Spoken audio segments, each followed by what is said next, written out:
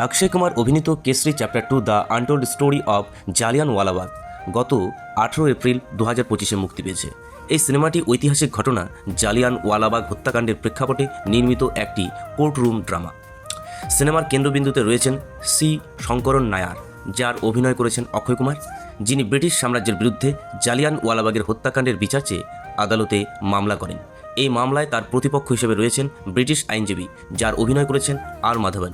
সিনেমায় অনন্যা পাণ্ডেও গুরুত্বপূর্ণ ভূমিকায় অভিনয় করেছেন। কেসরি চ্যাপ্টার 2 সিনেমাটি মুক্তির পর থেকে বলিউডে মিশ্র প্রতিক্রিয়া পেয়েছে। অক্ষয় কুমারের অভিনয় প্রশংসিত হয়েছে, অনেকেই তার পারফরমেন্সকে অভিনয়ের মাস্টার ক্লাস বলেছেন। আর মাধবন ও অনন্যা পাণ্ডের অভিনয়ও প্রশংসা কুড়িয়েছে। দর্শকরা তাদের পারফরমেন্সকে চমৎকার ও বিশ্বাসযোগ্য বলে উল্লেখ করেছেন।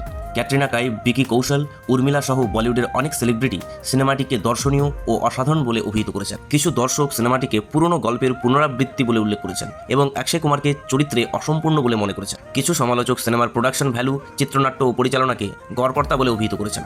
বিভিন্ন সংবাদ মাধ্যমে মিশ্র প্রতিক্রিয়া পেয়েছে এই সিনেমাটি। যেমন দ্য হিন্দুতে অনুজ কুমারের মতে সিনেমাটি ইতিহাসের বিকৃতি ঘটিয়েছে বলে তার সমালোচনা। জালিয়ানওয়ালাবাগ হত্যাকাণ্ডের ঘটনাকে নাটকীয়ভাবে উপস্থাপন করা হয়েছে বলে তিনি মনে করেছেন।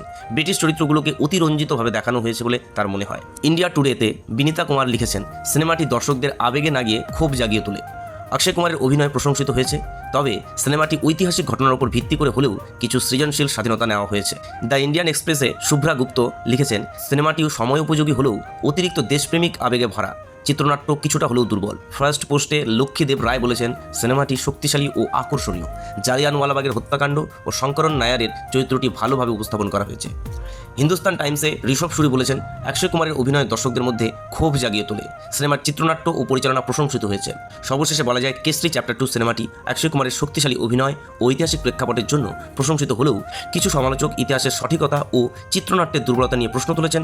সিনেমাটি যদি আপনি ঐতিহাসিক ঘটনা ও কোর্টরুম ড্রামা পছন্দ করেন, তবে এটি আপনার জন্য উপযুক্ত হতে পারে।